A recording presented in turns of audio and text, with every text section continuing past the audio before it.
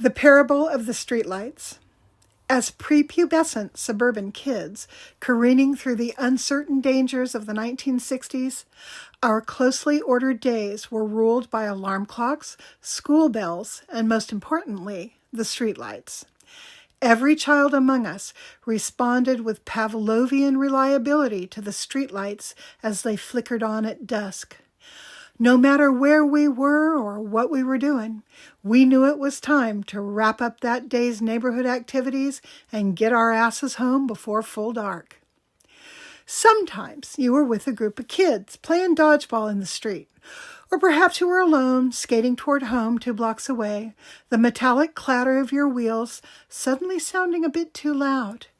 Maybe you were whispering secrets about boys with your best friend, perched in the high, sturdy branches of a fruitless mulberry tree, that ubiquitous and fast-growing shade tree which required a hard prune down to the trunk every couple of years.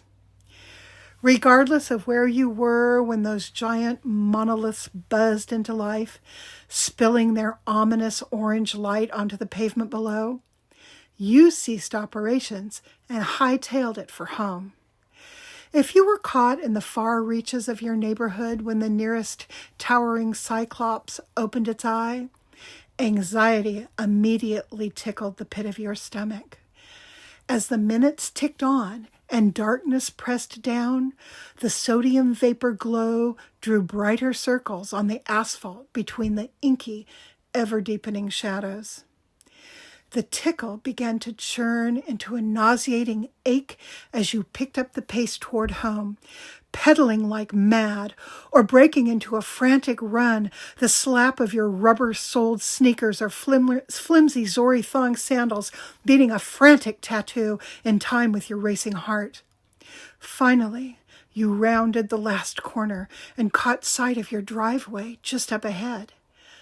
By now, you were gasping for breath and had a stitch in your side, but you pushed on, struggling feverishly through the air that now felt thick and heavy, as if it were deliberately trying to slow you down, so that thing, that unspeakable thing which had been lurching behind you all along, might finally grab your shoulder with its hairy claw-like hand and drag you back into the darkness. You hit your front porch at a dead run, wrench open the door, the rarely locked front door, and tumble inside. The warm house, with the familiar smells of dinner and the comforting sounds of family, evaporates the residual trickles of fear.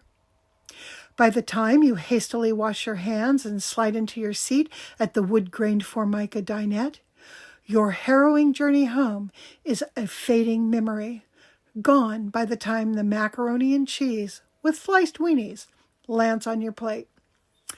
All is well, at least until tomorrow evening when dusk conjures the ever-present and relentless boogeyman who lives in the pools of darkness between the lampposts' glow and follows you home every night.